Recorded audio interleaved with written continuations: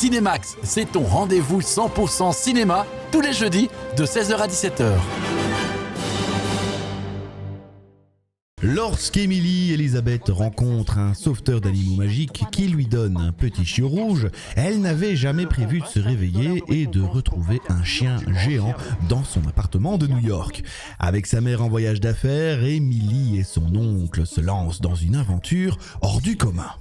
Alors que j'attendais ce film avec impatience, je me suis retrouvé bien démuni devant ce ratage monumental. Entre scénario complètement crétin et acteurs absolument foireux, Clifford ne remonte jamais le niveau de la médiocrité à un tel point qu'on en attrape les larmes aux yeux. À noter la mauvaise utilisation de la CGI, rendant le chien totalement irréel, les studios de la Paramount et plus largement Hollywood nous prouvent une fois de plus qu'ils sont capables du meilleur, mais aussi du pire. Clifford, un film qui n'aurait jamais dû voir le jour, et ce, pour le bien de l'humanité. Le koala Buster Moon et sa troupe d'animaux se préparent à offrir un spectacle éblouissant dans la capitale mondiale du divertissement. Il n'y a qu'un seul problème, il doit trouver et persuader la vedette de rock la plus solitaire au monde de les rejoindre. Tous en scène 2 est une belle suite aussi joyeuse qu'innocente, aussi simplette que basique, qui reste un moment très sympathique et entraînant, mais qui ne brille pas par son ambition scénaristique. Une suite plus fun, plus décomplexée, qui fait la part belle à l'humour et à des numéros musicaux impressionnants. À noter un retour de manichéisme dans un film d'animation assez bienvenu grâce à un méchant charismatique. Tous en scène 2, un bon divertissement à voir en famille. Cette semaine, c'était l'anniversaire d'une très vieille dame, mais toujours aussi charmante, Blanche-Neige. L'occasion pour nous de revenir sur ce personnage emblématique de la littérature et forcément du cinéma. Blanche-Neige, tout le monde connaît, entre autres grâce au réalisateur et producteur Walt Disney. Mais en réalité, Blanche-Neige est beaucoup plus ancienne que 1937, date de sortie du film éponyme Blanche-Neige et les 7 nains, puisque c'est en 1812 que les frères Grimm lui donnèrent vie. Blanche-Neige fête donc cette semaine ses 209 ans. On présume l'origine du conte au sud de la Basse-Saxe, dans le massif des Sept Monts, où les frères Grimm aimaient se promener et où ils collectaient contes et histoires. Au nord-ouest de ce massif, on trouve un lieu lié à une mine qui s'appelle Osterwald. Il s'agit d'un lieu-dit de la ville de Salzmendorf qui, à cet endroit, exploite du charbon.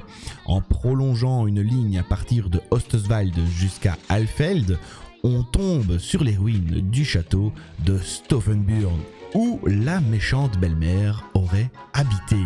Une autre référence est le fait que les frères Grimm ont étudié à l'université de Göttingen, qui se trouve dans les environs.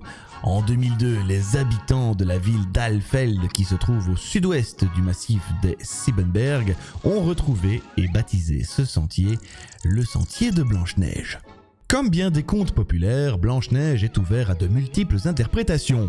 Ce conte montre qu'il ne faut pas s'attacher à des choses éphémères telles que la beauté et la jeunesse. La patience et l'humilité sont toujours récompensées alors que la vanité peut mener à la chute. Il s'agit aussi d'un conte d'avertissement envers les personnes offrant quelque chose de tentant et dont l'héroïne naïve ne se méfie pas du tout. Éric Pigani, psychothérapeute français, explique que le conte décrit les étapes de la puberté chez la jeune fille. La première reine, mère de Blanche-Neige, se pique le doigt et fait tomber 3 gouttes de sang sur la neige blanche avant de mourir quelque temps plus tard en couche. C'est une scène au tout début de l'histoire préparant la jeune fille à son avenir qui fait écho à l'innocence de l'enfance qui se perd avec la couleur rouge des menstruations et le début de la sexualité, mais aussi de la possibilité d'une conception. Le symbolisme de la pomme renvoie aux fruits défendus de la Genèse. Le fait de croquer la pomme marque le passage entre la vie insouciante de l'enfance et celle de l'adulte. Selon Pigani toujours, une notion morale s'ajoute au fait que la mère, même si elle souhaite garder sa beauté et sa jeunesse, doit laisser place à sa fille. Pour Bruno Bettelheim, psychologue autrichien, le conte commence par une situation oedipienne mettant en conflit la mère et la fille. La marâtre est restée à un stade narcissique qui la rend vulnérable et que le conte invite à dépasser. La jalousie de la belle-mère est à la fois la peinture du comportement de certains parents qui se sentent menacés au moment de l'adolescence de leurs enfants, mais également une projection sur une figure haïe des propres sentiments de jalousie de l'enfant. Blanche-Neige se retrouve chassée du château et errant dans la forêt, lieu de terreur et de confusion comme le début de la puberté. Recueillie par les 7 nains, personnage à la fois masculin mais peu menaçant sexuellement, elle peut se développer dans un milieu sûr, la chaumière. Cette période peut être vue comme un moment d'initiation où l'adolescent doit se mesurer au danger de l'existence. La deuxième tentation, celle de la pomme, représente pour Beltalheim le moment où l'adolescent accepte d'entrer dans une sexualité adulte, c'est-à-dire le moment où il devient pubère.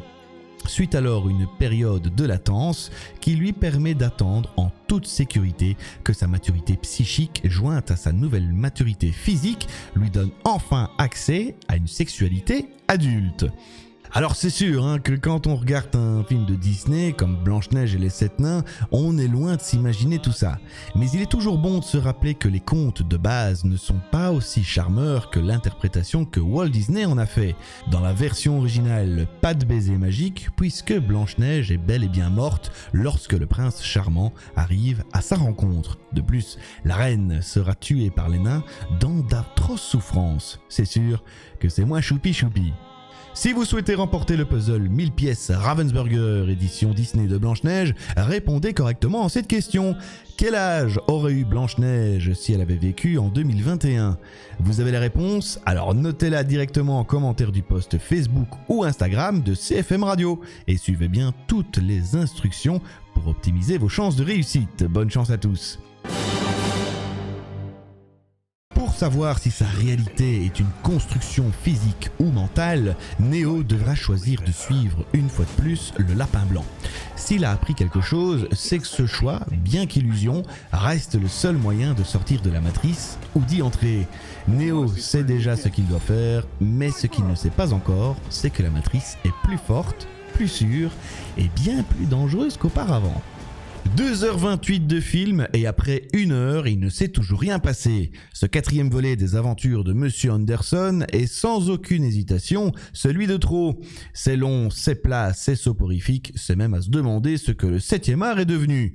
À vouloir faire des films longs pour se prétendre intelligent, on en finit par ne plus prétendre à grand chose. Comme je dis toujours, mieux vaut une petite couche de caviar qu'une grosse couche de merde. Voilà, Cinémax, c'est terminé pour aujourd'hui. Je vous donne rendez-vous jeudi prochain, 16h, pour encore plus de cinéma. D'ici là, portez-vous bien et n'arrêtez surtout pas de faire votre cinéma. À la semaine prochaine. Le Cinéma Stuart à la Louvière vous accueille dans ses 7 salles équipées en Dolby haute définition et 3D. En famille, en amoureux ou entre amis, le Cinéma Stuart vous fait passer un bon moment dans une ambiance propice à la détente. Friandises, glaces, popcorn régaleront petits et grands au Snack Corner. Découvrez tout le programme de nos sorties films et actions promotionnelles sur cinémastuart.be.